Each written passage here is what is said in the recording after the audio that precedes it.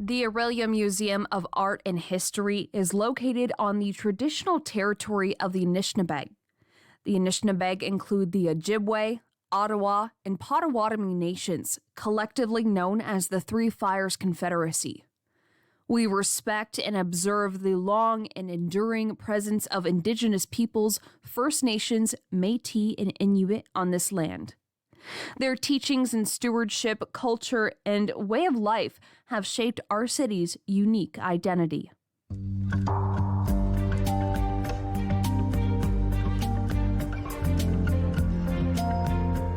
This is an exciting year for the museum as we are celebrating our 25th anniversary. Throughout the next 6 months leading up to the official birthday on August 9th, we will be launching some community engagement initiatives to help us celebrate the past 25 years while looking forward to the next 25 years. Joining me is OMAH's History Programming Coordinator, Hannah Arndt. Hannah joined the OMAH team just last week, 6 days in. She is getting fully immersed in OMAH's programs, and we are looking forward to what she will be offering to our community. I will now turn it over to Hannah to introduce this evening's speaker. Enjoy. We are very excited to have with us tonight as our guest speaker, Graham Davis, who has been a registered professional forester since 1989. He joined the County of Simcoe in 2005 following positions with the Lake Simcoe Region Conservation Authority, Ministry of Natural Resources, Canadian Forest Services, and as a forestry consultant. Since coming to Simcoe County, he has been responsible to ensure that the Simcoe County Forest remains one of the most highly respected municipal forestry programs in Ontario. As a former president of the Ontario Professional Foresters Association, he has been recognized for the promotion and awareness of the benefits of professional forestry. With his talk, The Simcoe County Forest, A Century of Growth and Renewal, he will share the history of Simcoe County Forest and how, through a century of continued effort, the county has turned one of the most devastated landscapes in Ontario's largest community forest today. Thanks, Graham, for joining us, and over to you. Well, good evening, and thank you so much. One of my roles really as both a professional forester and as the manager of Simcoe County Forest is to explain what it is that we do and why. And so I really do appreciate this opportunity. And you certainly got a quick introduction on myself, but maybe a little bit more before I begin into my presentation about my role here at Simcoe County. And again, it was mentioned, I am a professional forester. I've been so for almost 35 years. And just to explain what that means, I'm one of approximately 600 members of an association who are licensed to practice professional forestry in Ontario. So we are a licensed profession, much the same as if you were an engineer in Ontario. So the Ontario Professional Forestry Association Ontario ensures that members are competent to practice, and most importantly, that your interest, the public interest, is protected. My role as Simcoe County Forester is primarily to oversee the stewardship of the Simcoe County Forest, and this includes long-range planning, developing and recommending policy, operational planning and budgeting, and managing a small department totaling approximately 8 staff. I'm really responsible ultimately for the long-term sustainability and growth of the county forest, and I also have a role in protecting private woodlands through the administration of our forest conservation bylaw here at Simcoe County. And just very briefly, in particular for those who might not be local, very quickly on Simcoe County, so we understand the jurisdiction that I'm talking about here. Simcoe District, actually going back in time, which we will be shortly, was actually established in 1843 by the legislature of Upper Canada. So in effect, predates the formation of Canada. Today, Simcoe County is comprised of 16 local municipalities, the towns and the townships that make up Simcoe County proper. Population is about 530,000. Second largest county based on population and third largest based on physical size in Ontario. And you can, from the small map in the corner, we're just above the GTA and immediately above York Region. And as an upper tier municipality, the county is responsible for a range of municipal services, including things like social housing, paramedics, waste management, etc. The lower tier municipalities are more responsible for direct services like water and sewer, local roads, fire and police, those types of things. The cities of Barrie and Aurelia are actually separate politically and administratively. However, they certainly geographically and economically form part of the county, and there are county services which are shared with those cities.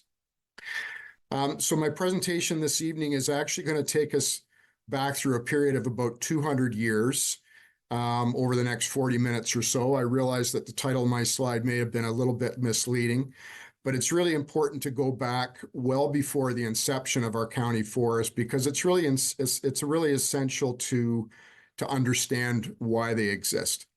And if you weren't aware of this history, I hope that you'll also find that the story, that the information I'm presenting to you today really does remain relevant as we consider land use changes over time. So I'll do my best to cover the most relevant information through this time period and with what I know and understand. Of course, there'd be an opportunity for questions at the end, and I'll take a few moments as well when I'm finished just to suggest some additional resources and information that for those that may wish to dig a little deeper. I also do appreciate the land acknowledgement that we began the presentation with. I did want to raise this once again at the beginning of my presentation, primarily because it's really critical to acknowledge the indigenous peoples of this land, because it's of direct relevance given the topic that I'm presenting. And so as I do proceed, I really encourage you to think of the impact which would have occurred to those that lived amongst the forest before settlement and colonization occurred. Also, as I begin, I just wish to acknowledge a couple of individuals that have assembled much of the history and information that I'm going to present. The most significant being Ed Borkson, a former provincial forester who did extensive research a number of years ago and actually produced a document that I'll refer to later. So prior to European settlement, the Simcoe County area was really dominated by a very mature, majestic forest comprised primarily of towering pine, but also significant areas dominated by maple, beech, oak, and other species. And the accounts were made at the time. These forests were just magnificent. There were accounts of a thick layer of pine needles and a massive overstory that deadened the sound of those traveling through. There were massive volumes of timber per acre, leading some of the original settlers and timber barons to suggest that the pine would last for perhaps 700 years. So the virgin white pine that was on these lands originally was first actually harvested and shipped back to Britain for use by the Navy. And these white pine were massive. One white pine cut in Innisfil Township, destined for Britain, required 14 teams of horses to haul it. And harvesting, squaring, and moving these timbers really demanded incredible skill and ingenuity. The men using the broad axe in particular were highly skilled individuals. Very hard work, but tremendous skill and ingenuity required to fell these trees and get them all the way to market. And things developed quickly with the timber in this area. On the left is actually a photograph of a tramway that moved logs from Lake St. John to Couchiching and began in around the year 1870. And active sawmills in the Simcoe County area actually peaked in around 1873 with 114 in operation at that time across the county, producing fully 1/3 of all sawn timber in Ontario. So these mills really sprang up anywhere there was a good supply of timber, and the other critical factor was water to float the logs and also to generate the power for the mills. So areas like Severn Bridge, Hillsdale, Fesserton, New Lowell, Collingwood, Angus, Orillia, and on it went. These mills were operating, harvesting vast quantities of timber. Railways were built to move the timber, often eventually, often actually forming upwards of 90% of all the material shipped.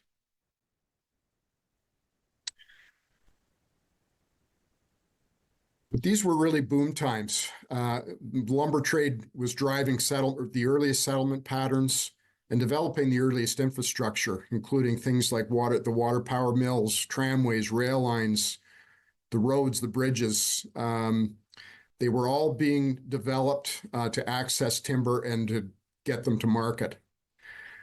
Long abandoned now, there are still remnants of the original rail networks. They can still be found crisscrossing parts of Simcoe County today, for those that know where to look. But those original pine forests didn't last hundreds of years. And in fact, over a period of a few decades, much of the pine was already harvested. And the lumber business began to focus more on other species and other products. But the forest continued to be exploited, providing wood for bridges, homes, furniture, crating, and secondary products such as bark for tanning. And of course, fuel wood was critically important for heating homes. But despite all that the forests had provided, if you were a settler and your objective was to farm the land, the trees were an obstacle that was to be moved aside. And in the latter third of the 19th century, thousands of acres of formerly prime forests were literally razed. So what timber remained was piled and burned. Remaining stumps were eventually harvested and shipped to Collingwood to make turpentine. And finally, with fuel wood becoming scarce, remaining roots were actually gathered and sold in bundles at the roadside. And the drive to continue to clear land for agriculture continued. But the sandy soils which once grew those tremendous pine forests did not support intensive agricultural use for long, and soon barely became usable as pasture. The Angus area, for example, became cattle country, and in some areas, the only remaining use for the infertile land became berry production. However, to keep the berry crop coming along, fires had to occur. And this, unfortunately, occasionally led to devastating fires, which set parts of the Angus, Midhurst, and Ore Lake sand plains ablaze, eventually consuming any remaining organic material left in the soil. So skies that had often been filled with smoke of the wildfires were now also choked with dust from sandstorms. And the dry, sandy soils common throughout the uplands of Simcoe County became shifting sand dunes, rendering the land unfit for agriculture. Many area roads actually had to be plowed in the summer to clear away the sand. There's actually a photograph taken just on the very western boundary of Simcoe County and just near the Dufferin County border. And the loss of trees and woodlands and soil fertility wasn't just impacting the land.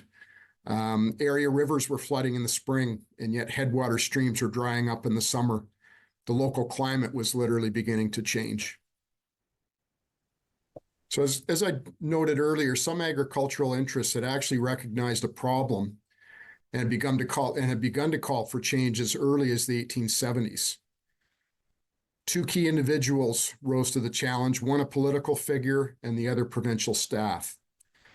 Provincial forester of the day, named Edward Zavitz, not only recognized the problem resulting from a lack of forest cover, he also became very adept at documenting the evidence through photography and communicating those effects.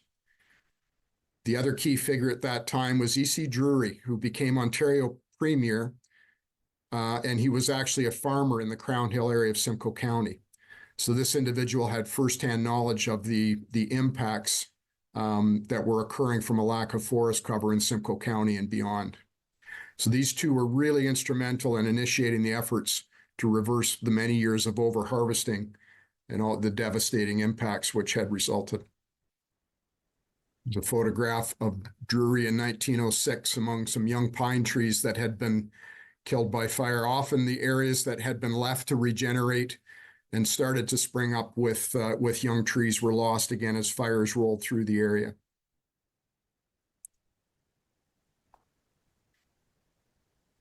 So Zavitz not only documented the problems, but he also provided potential solutions. And this is a map that was included in a report that was assembled and submitted by Zavitz to the Ontario legislature in the early 20th century.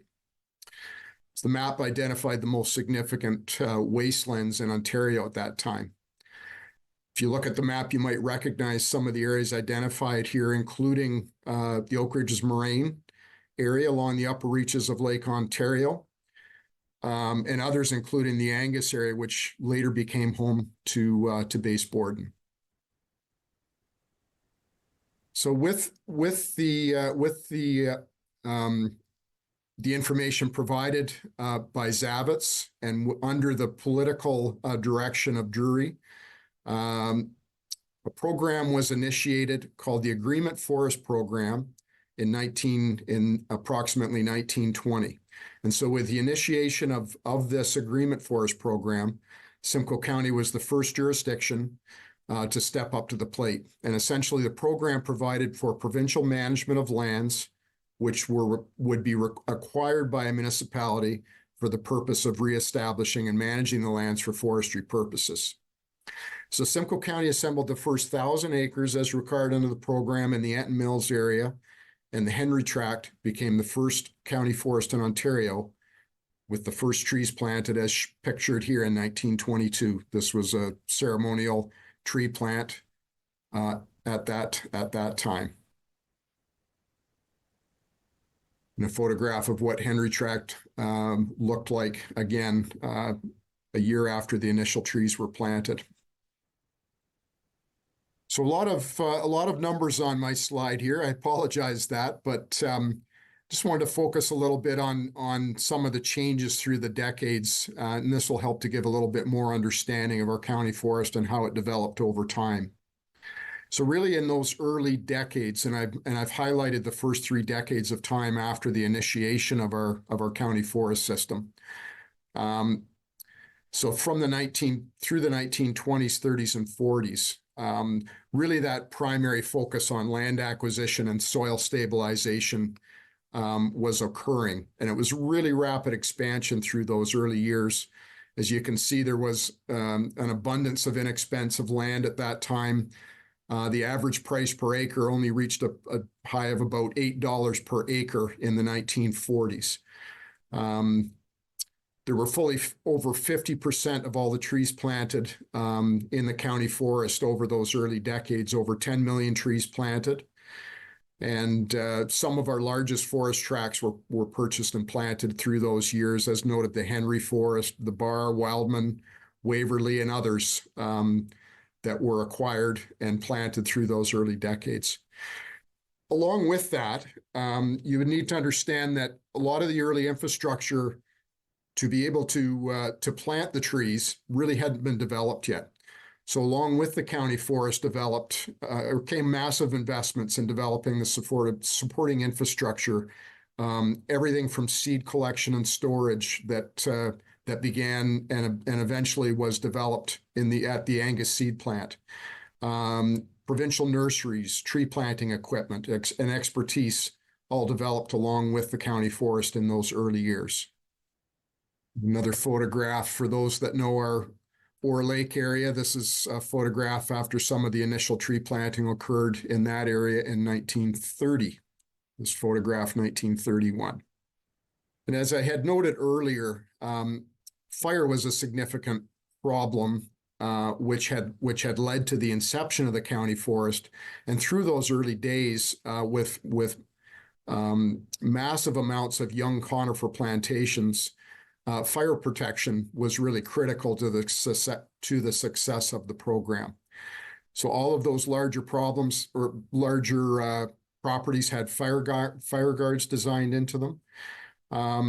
Planting plans, they were designed into all the planting plans, and these areas were maintained annually through plowing.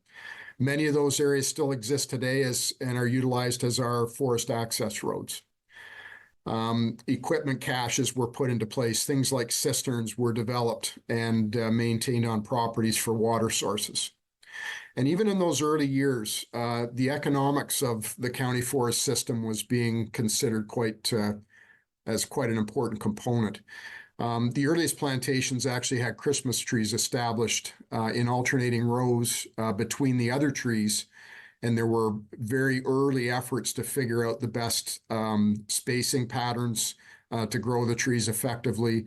Pruning was undertaken and that type of thing. The photograph in the bottom here is actually a picture of the first load of Christmas trees, which left the county forest bar tract in the Craighurst area at that time. So a load of Christmas trees on way to market, probably in the Toronto area or further south into the States. So moving along here a little bit in time, we're into the middle next decades, the 1950s through 70s. And really the county forest system at that time, there was a tremendous amount going on. Land acquisition was continuing, tree planting continuing, as you will see. But that really critical need for some of the original soil stabilization had abated somewhat. And the objectives for growing the land base became a little bit wider. The land base was being developed and expanded partly to produce to achieve a critical economy scale for forest products and that type of thing in developed markets.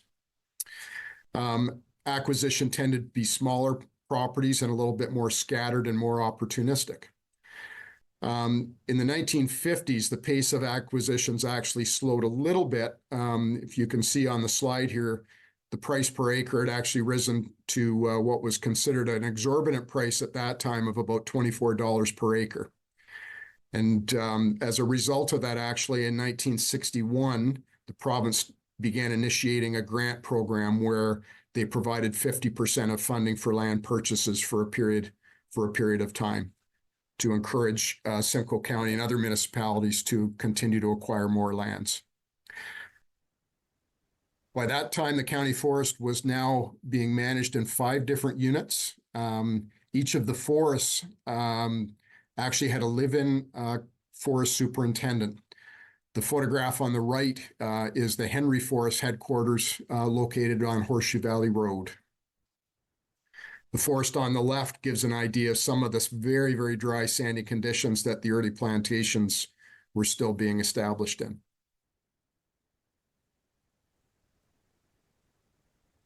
There continued to be really significant investments in infrastructure and protection through those years.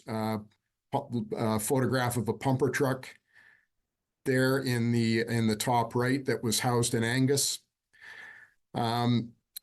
There was a tremendous amount of learning through those years, a lot of creativity, a lot of research. Harvesting techniques were being developed. There were still changes in the way that trees were planted and the species that were being planted. And a lot of these techniques and patterns were all revolving around the production of timber. So it was, the original intention was to stabilize the soils, but in order to make the whole system work, there was an understanding that it had to be economically viable in the longer term. But without a market for some of the early products, provincial staff were much more directly involved in some of the harvesting and production of timber at that time. On the left is a photograph of a highly managed red pine plantation, would have included thinning and pruning over the years. On the right is actually a pole yard, which was operated for many years in the Ore Lake Forest, where you had provincial staff actually harvesting and peeling some of the small poles which were sold and put into market. And continuing along in time here in the 1980s and 90s, you might note in the first column there, the amount of lands acquired had slowed through those years. Again, the price per acre had continued, but management at that time continued to focus primarily on timber production, although other values were certainly becoming much more important. In 1980, revenues actually exceeded expenditures for the Simcoe County Forest for the first time. So essentially all the investments that had been made in planting trees, acquiring land, and developing those forests all of those expenditures began to result in a positive return in 1980.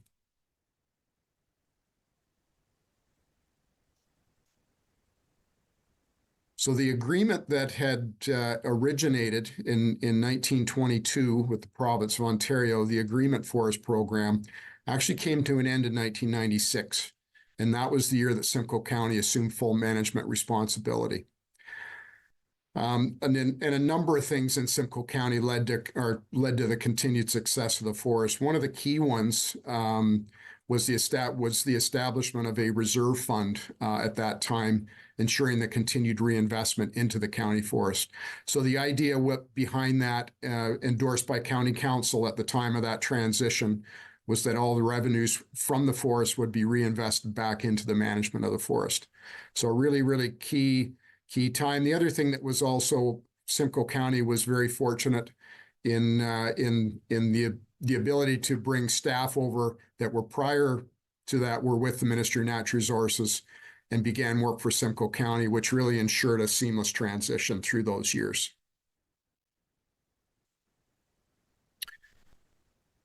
And so moving further along into the 21st century, and again, a little bit more of broader recognition of the multiple values and benefits that were associated with our county forest.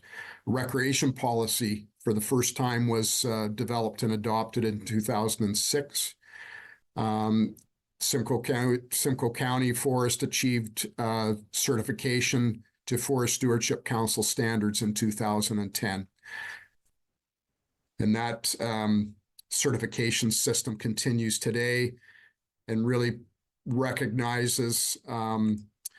provides recognition that the county forest is being managed sustainably and safely and contributing to the community in many, many ways. So fast forward to today, and Simcoe County was the first former agreement forest, and so we are the oldest and Ontario's largest. Currently approaching 34,000 acres and actually still growing. Really significant contributions economically, environmentally, and socially to the residents of the county. The whole system remains economically sustainable, and as noted, we are certified to Forest Stewardship Council standards. And just a map with the dark green showing the distribution of today's county forest. And again, if you thinking back to the inception of our forest and where some of the worst of the former wastelands were located, you start to understand a little bit more about today's distribution of the forest, why they exist in those locations today. So long-term planning really remains essential to manage our forests, with the potential for many ongoing decisions to impact the shape of the county forest in decades to come. So we look at our forests, and our planning document is looking at it through a 20-year lens. Current plan was approved in 2011 and revised recently in 2023. In many ways, however, we continue to look forward much further than that in the decisions that we make. And the mission of our forest today is continued promotion of excellence in the practice of forestry. It's about economic viability, but it's also recognizing the significant environmental benefits and the really important contributions that it makes to our quality of life in this area. And ultimately, today's county forest tries to balance these multiple values. Primary principles, however, recognized in our management plan are fairly simple. It's really the sustainability of the forest that has to come before anything else. And then it's really, really important that we have the large, healthy, diverse, and productive forests. They're really essential for our continued well-being. So just a little bit more succinctly, again, we really strive, and sustainability of the county forest is predicated on balancing our three primary objectives. Number one being environmental enhancement. That social benefit piece as noted. And again, this, the social benefit piece just grows and grows. And we need only think back a few years to how important our forest became through the years where we had the pandemic, and use of the forest went up significantly and became a really, really important respite for so many people. But that continues. It just really highlighted the importance to our residents. So the economic sustainability piece, I want to spend a few more minutes on. So our primary objective here is ensuring that the forest system remains economically self-sufficient. But it also contributes to a healthy and viable wood-using industry. And again, there were some years where that wasn't the case, but it's certainly an important consideration again today. So we do harvest a lot of timber in Simcoe County today. We actually harvest many more trees today than we plant. About 2,000 acres is harvested annually. The thinning, however, is all designed to improve health, timber values, and achieve other objectives over time, including increased diversity over time. Most of that timber that we harvest is sold and processed locally, and all the revenues are reinvested back into the management of and continued growth of the system. And that as I noted, the growth has continued, and this is really what sets Simcoe County Forest apart from most other jurisdictions in Ontario, because of our economy of scale and because of that very long-standing commitment to continued reinvestment. We've been able to continue to expand the land base. Over the previous 2 decades, that's resulted in over 5,500 acres acquired through the strategic reinvestment of all of those revenues. And a lot of that acquisition over the years, particularly over the last couple of decades, has consolidated and enlarged and connected existing pieces of county forest. And the benefits of forest management, including harvesting, are broad. And I just wanted to touch on this for a few moments. What we do is really about sustaining health and promoting resilience and diversity of our forest ecosystems. And really, professional forestry and today's forest practices are designed to mimic natural disturbance patterns. And I do want to touch on this for a minute because of, the discussion on the early part of the presentation, where the original harvesting was really exploitation in many ways in this part of the region, but today's forestry is much different. So as a forester, we work to mimic natural disturbance patterns in the way that the forest evolves, and that includes the way that we plant, harvest, tender forests. We do conduct controlled burns today. As noted earlier, certainly fire was originally a big problem in this part of the world, but it's also a significant ecological benefit in some cases as well. One of the other benefits of the forest management more broadly is of course employment and jobs and contributions to Canada's manufacturing base. And the Simcoe County Forest directly actually creates quite a few jobs. 150 to 200 direct jobs are created from the timber that's harvested annually. And when you consider induced and indirect employment, that gets us up to approximately 500 jobs per year. Significant benefits of wood products as well. Again, all the products that were harvested from our forests, area forests 100 plus years ago were really critically important. The wood that we harvest today from our sustainably managed forests continue to offer significant benefits to society, and particularly in the building industry when we compare to using steel and concrete in our building industry. From a carbon standpoint, in particular, wood uses less energy across its life cycle in buildings. It actually captures and stores carbon. And there are also other advantages which are becoming more and more evident. We're starting to hit a tipping point with use of mass timber and that type of thing for building a range of buildings. So starting to wrap things up here, I just wanted to put this quote up. This is, again, referring back to the report that Zavitz provided to the Ontario Legislature in 1909.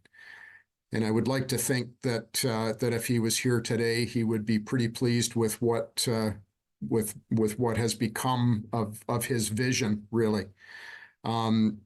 In short, I mean, he argued that putting these former wastelands under forest management had many arguments. He argued it would eventually pay as a financial investment, which it has, assist in ensuring wood supply, protecting our streams and our watersheds, providing for wildlife habitat, etc. It has really come through with his original vision.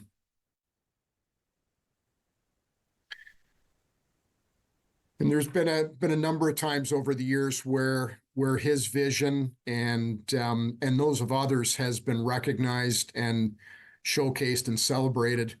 The photograph on the left is a cairn that still exists today. It's at the Henry Forest in the location from the original tree planting in 1922. It was erected 15 years later, actually, and this is a photograph from 1937. The one on the right actually recognizes E.C. Drury, and I did want to include this.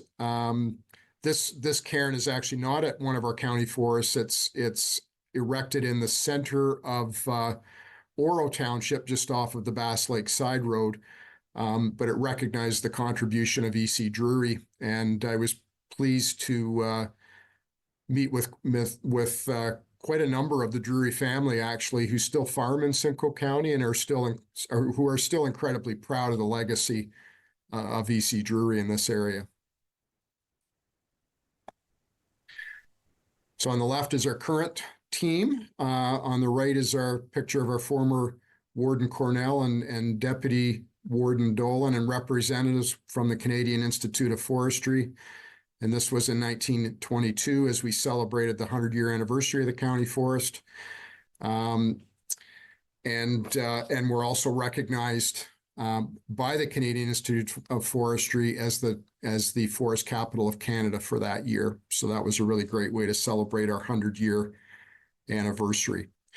I did just want to take a few minutes here too, and really, so I don't have a lot of time this evening to talk in more detail about some of the ongoing management priorities and how things are changing today, but things are changing, and along with the growth of our forest and continued growth and continuing population comes increasing challenges which didn't exist in the early years.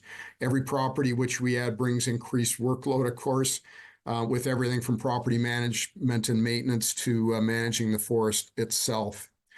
And our work today to restore and manage our forests does consider a broader set of objectives. For example, some of our recent tree planting has included broader objectives. We've been recently quite involved in habitat restoration efforts for an endangered bird called the Kirtland's warbler. So it's still reforestation, it's still forest restoration, but it's with a broader focus and a broader emphasis. Things that we need to consider today in our management decisions are becoming more complex as we consider potential impacts from a changing climate. Of course, we have increasing threats from extreme weather conditions, ice storms, droughts, etc. And we have an ever increasing threat, unfortunately, from invasive exotic species, which really do threaten the long-term sustainability of our county forests and areas beyond. We have invasive insects, pathogens, plants, and vertebrates that are all adding complexity and cost to our management regime and our decision-making.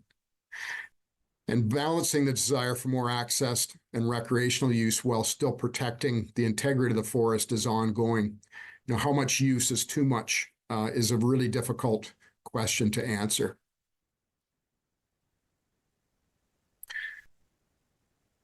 Finally, I just wanted to recognize really that we've had unwavering public and political support, and it's really been key to the long success of today's Simcoe County Forest. And it really is amazing when I think about it. There's been a long commitment to sound science-based forest management. There's been continued investments in growth and reinvestment in the forest, and it's really been amazing that that's continued for over a century now. And this program has never been something that must be done. It's never been a mandated service at Simcoe County, and yet it has been supported for over a century. During my career, I brought forward over 50 recommended property acquisitions, and all have been supported and approved by council. In particular, as you would know, there are always pressures over the years to utilize revenues for other purposes, yet there's been a continued commitment to reinvest all of the revenues from the county forest back into the forest. I'm also really fortunate to have had a great dedicated teams of professionals working along with me here at the county.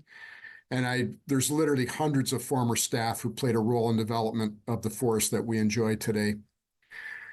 I'd also just quickly want to recognize another group that most folks would not consider, and that's our logging contractors. We're a small staff here at Simcoe County. We depend on partnerships in so many ways. The workers who are out in the forest working to harvest and to do it in a very cautious and careful manner really do share a sense of pride in all that the county forest has become. It really shines through in all that they do, and they should be recognized for their efforts out there. Also, just want to recognize the many partners in the recreation area who support, who provide a tremendous amount of volunteer time in developing the trails out there. All of the designated trails out in the forest are done so with use agreements with area clubs. They do a tremendous amount of work and making the forest accessible for the public. And I really do thank them. And finally, for those looking to learn more about our county forest, lots of information on our website. I would like to note that we also have begun offering public tours in the forest in each and every September. We have a two-week stretch where we'll be again offering tours on a range of locations throughout the county. Also mentioned, just for those that are interested in learning more about the agreement forest story, Mr. Ed Borkson was put together a document. It was an Ontario publication called The Evergreen Challenge, the Agreement Forest Story, if you can locate a copy of that.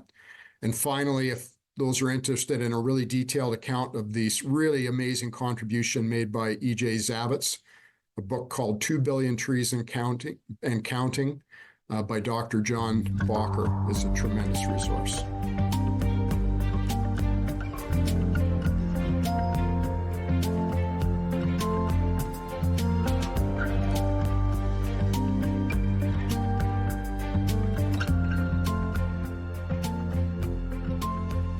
Why was the seed plant in the county ended? That's a great question. That's one that I can't give a specific answer to, other than, there have certainly been a whole range of changes, particularly with provincial involvement in forestry, in particular in forestry in Southern Ontario. When I started my career, I worked for the Ministry of Natural Resources, and prior to '96, of course, all the management was still being conducted through the province, through provincial staff, and the provincial tree nursery system, and then eventually the seed plant, were provincially owned and operated. So the government of the day made the decision, given the tremendous changes that had occurred over the last couple of decades and the pullback in direct provincial involvement, decision was made to close the seed plant, unfortunately. There have been a lot of folks, particularly Forests Ontario and others, that have stepped forward to try to fill the void. And we still do have trees available for reforestation in Ontario, but it is a very different system today than it was a decade or two or three ago. So. Okay, also from Rosemary, hardwood trees are taking over after the evergreens have been harvested. Are the evergreens going to be planted again? That's a really great question as well. In some cases, yes. I talked a little bit about forestry and about mimicking natural disturbance patterns. The landscape that we have to plant, if we're reforesting an area that had once been cleared for agricultural use, and it's dry, it's open, it's sandy soils, things like red pine are particularly conducive. And they're also particularly conducive because they're not shade tolerant, or they require full sun in order to grow. So in many ways, our pine forests have been very long-term cover crops that have created the conditions through management for these other species to seed in. So it's actually very difficult to go back in time on these properties and replant to things like red pine. Now, we do plant white pine and other species that are more conducive to growing in those different conditions. And we do still acquire lands, and as noted, and in some cases we have opportunities to start from scratch, and we would use some of the lessons learned over the decades. But in most cases, our plantations do transition into other types of forests, more natural forests over time. So replanting conifer is not common, although it does happen in some cases. Okay. From Mary, is there a reason that why Copeland Forest is not part of the Simcoe Forest management? There is. There's a great reason. It is actually provincially owned. We have a complex network of land ownership in this part of the world. The Copeland Forest actually comes from the Copeland family. It was actually owned by the Copeland family for decades, and actually supported a mill and a harvesting industry right on that property for many years. It was actually sold and purchased by the province many years ago, and continues to be provincial or crown lands. And there are other crown lands also scattered through Simcoe County that are under different, they are managed and owned by the province, and so not by Simcoe County. And Copeland is simply one of those properties. What type of harvesting is used? What type of harvesting is used? There are a range of ways that harvesting is conducted. Most are, well, in particular in our softwood, like in our pine plantations and pine forests, it's primarily mechanical, meaning that there would be a machine that would a harvesting machine that would fell the trees with a mechanical chainsaw and an operator inside the machine, and it would be processed and brought out to the forest edge for trucking and that type of thing. But every situation is unique. We do have a couple of local mills that, as noted, depend quite a bit on county timber, and have their own equipment that they harvest the trees mechanically, as noted. Some of the hardwood trees can be felled with a simple chainsaw and pulled out by skidders. So there's a range of technologies, there's a range of operators, but certainly more and more of the operations are being done mechanically. How do the forests balance animal habitat and migration pattern with human activities in the forest? Are forests connected to support animal movements? That's a great question. So as noted, I mean, the county forest system continues to evolve and grow. And I had noted as well that we continue to invest in land acquisition. And usually, again, what we're trying to do is enlarge and connect existing forest areas, and those larger and connected blocks of forest are often important for different habitat types and for migration of wildlife, et cetera. There's no question about it. These areas are also used for trail corridors, and there is a balance there.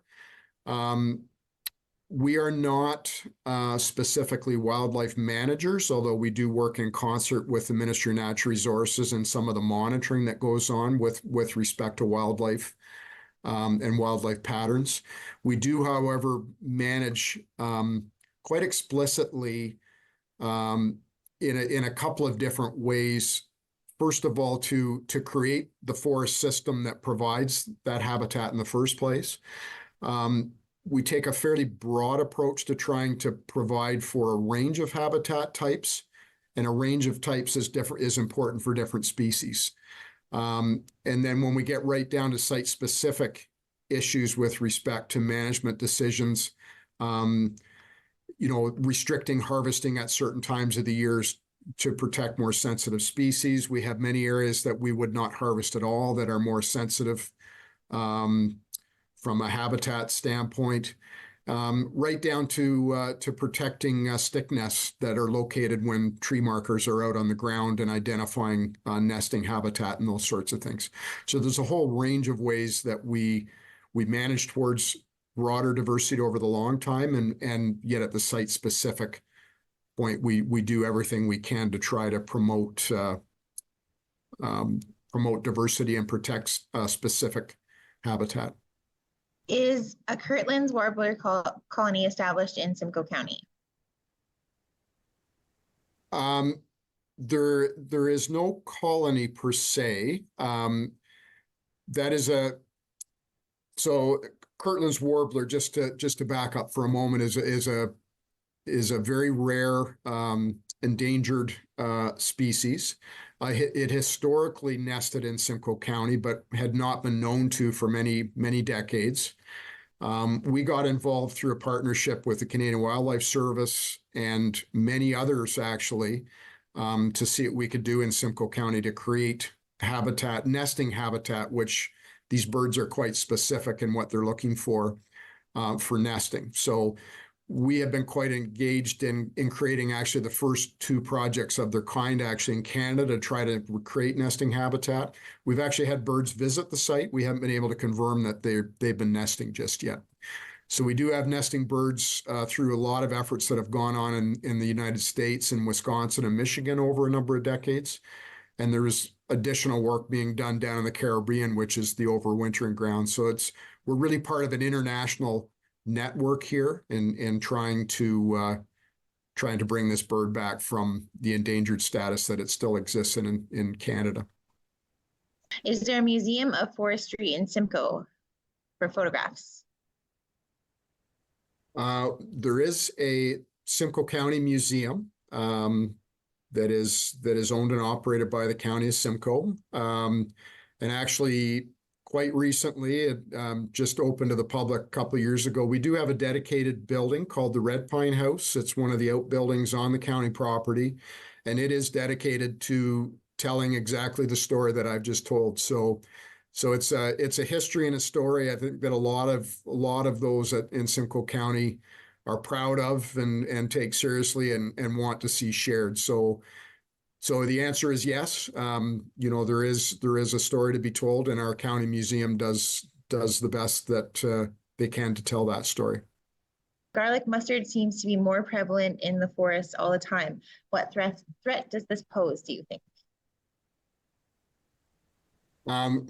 Garlic mustard absolutely is proliferating. It is just one, unfortunately, of a great many invasive exotic plants that we do our best to manage and mitigate. Garlic mustard is one in particular that I think the experts are perhaps a little bit divided on just how impactful garlic mustard specifically will be in the longer term.